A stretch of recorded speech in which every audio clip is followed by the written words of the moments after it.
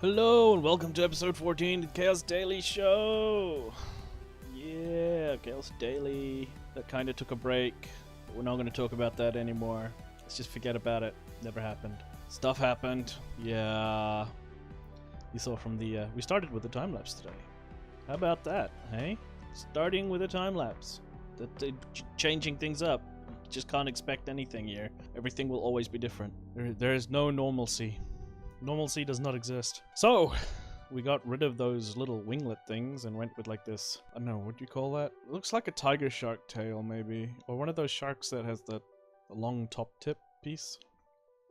Yeah. So what we're going to do here, and let me just, so you can understand how this is going to work. Because you're probably thinking, how the hell is this supposed to turn so that it can fly horizontally or rotate or blah blah blah blah blah blah. And we figure out here how this is going to get cut up so that we can have the two different mechanisms, one for the yaw control and one for the horizontal flight transition. And I had this worked out in my head and now it's gone. Go figure. So I think it was something like we would put the servo motor in here, and this would be the motor for the propeller in here, and then it would be separated like this or something with a hinge in here, so that this back section, including the motor, could turn on the servo here, so it would be hinged in here or something. If I remember correctly, I was going to do something like cut it in this sort of shape, so there'd be a hinge in here and another hinge here, and like a little axle, and then there'd be a bar that goes to a control, like a control arm that extends back on the inside, and then another one that extends inside here. This would be cut like that with another pivot, a pivot on the control arm with a servo on the inside. It would be like this control arm would go all the way to the back. And there'd be another servo, so we'd get a linkage system like this with the servo and the servo arm, and then this control arm that comes to the front like so, and that pushes on that pivot, come up like this, and there would be a hinge in here, and we'd have the servo, and then the rest of the tail, which would be a separate part, which would connect to the servo motor and be hinged in the back there, and then we'd have the motor for the propeller. So when this linkage pushes this and it's linked up to this point here, it pushes out, which flips and rotates this whole thing up like so. And this linkage would be set up so that when this pushes out, this comes down, so this whole thing would sort of like flip up and it would push out down here and rotate, so that the prop didn't end up going up here, the prop would end up like here instead of like up here. If that makes any sense. I've just scribbled all over the screen like a madman.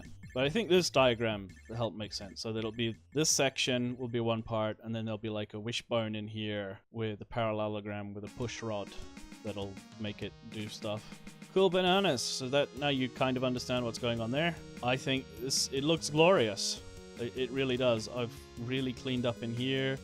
I've worked on the airfoil shape a bit more, and yeah. There's a lot of space in this for batteries. Like, I expect to get like 20-30 minute flight times out of this just from the amount of batteries I can stuff in here. It's a fat fuselage. So much space. I mean, when you consider that this is a 12-inch diameter prop, so that's like 12 inches across and more than 12 inches deep. There's a lot of space to put batteries in there. It's quite, I'd say probably 4 inches. Let's actually get some measurements off this. Okay, so we'll grab from like this point, which is probably the lowest on the bottom, to, that's going to go diagonal, yeah. Let's get its counterpart at the bottom there. Yeah, it's 124 millimeters. It's 12 centimeters. It's 6 inches. It's basically 6 inches. That's nuts. That's a huge fuselage.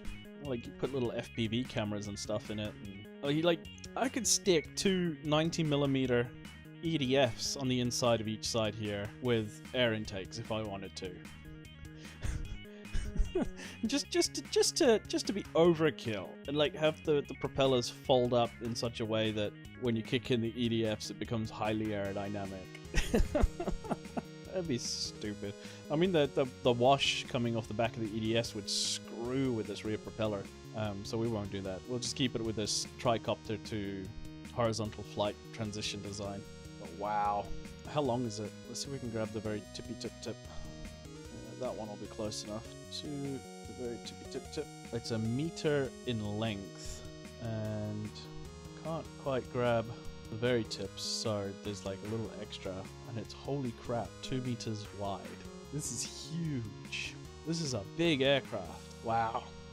Alright, so we'll leave it there for today. A nice short episode. I hope you enjoyed, and as always, hit the like button. It really helps out. If you haven't subscribed, please consider subscribing. I've been Chaos, this has been Chaos Daily, and until next time, expect the unexpected. See you guys later.